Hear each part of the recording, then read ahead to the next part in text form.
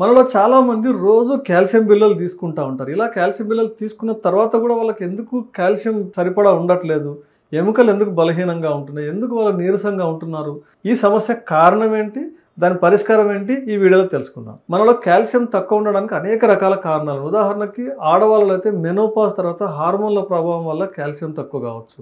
మీకు parathyroid hormone తక్కువ ఉండడం వల్ల లేదా బాగా పనిచేయకపోవడం వల్ల కూడా మీకు కాల్షియం తక్కువ కావచ్చు. అంతేకాకుండా విటమిన్ డి తక్కువ ఉన్నా కూడా మీకు శరీరంలో మీరు సరిపడా కాల్షియం తీసుకున్నా కూడా అబ్జర్వ్ కాదు. దాంతోపాటు మనం చేసే కొన్ని పొరపాట్ల వల్ల కూడా కాల్షియం సరిగ్గా ఎముకల్లోకి అబ్జర్వ్ అవ్వదు. ఉదాహరణకు మనం సోడాలు ఎక్కువ తీసుకున్నా లేదా బాగా ఎక్కువ ప్రాసెస్డ్ ఫుడ్ తీసుకుంటే దాంట్లో ఉండే ఫాస్ఫరస్ వల్ల మీరు తీసుకునే కాల్షియం అబ్జర్వ్ అవ్వదు. కొద్దిమందిలో భోజనం చేసిన వెంటనే కాఫీలు తాగడం, టీలు తాగడం కూడా అలవాటు ఉంటుంది. ఈ అలవాటు వల్ల కూడా మీరు తీసుకున్న కాల్షియం ఆరోగ్యకరమైన అయినప్పటికీ ఎముకల్లో కాల్షియం వెళ్ళకుండా ఆగిపోతుంది. కొద్దిమందిలో బాగా డైటింగ్ చేసి అస్సలు ఫ్యాటే తీసుకోరు. ఆరోగ్యకరమైన ఫ్యాట్ కూడా లేకపోవడం వల్ల ఈ డి విటమిన్ తక్కువ అవుతుంది. తద్వారా మీకు కాల్షియం అబ్జార్ప్షన్ తక్కువ అవుతుంది.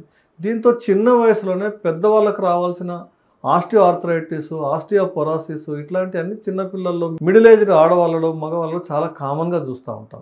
ఈ కాల్షియం మనకు సరిగ్గా అబ్జర్వ్ కావాలంటే సరైన మోతాదులో కాల్షియం బిళ్ళలు డాక్టర్ చెప్పిన ప్రకారం తీసుకోవడంతో పాటు గుడ్డులో పచ్చసొన ఉండేలాగా తీసుకోవడం, బాదము, శనగలు, ఆకుకూరలు తీసుకోండి. ఫిజికల్ యాక్టివిటీ తప్పనిసరి. కొంత సన్ ఎక్స్పోజర్, సూర్యకాంతి ద్వారా కూడా మీకు విటమిన్ డి వస్తుంది. తద్వారా ఇండైరెక్ట్గా కాల్షియం బెటర్ అవ్వడానికి, మీ ఎముకల ఆరోగ్యానికి ఉపయోగపడుతుంది. కేవలం పాలే కాదు, చాలా రకాల పదార్థాలు ఉన్నాయి కాల్షియం దండిగా ఉండేవి. కాబట్టి మీరు అటువంటి అన్ని చూసుకుంటూ డాక్టర్ల పర్యవేక్షణలో మీ కాల్షియము, విటమిన్ డి, ఎముకల ఆరోగ్యాన్ని కాపాడుకోండి.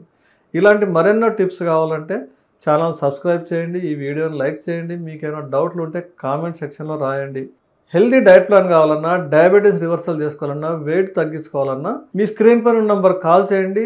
న్యాచురల్గా ఎటువంటి మందులపైన ఆధారపడకుండా మనం ఈ సమస్యను పరిష్కరించుకోవచ్చు.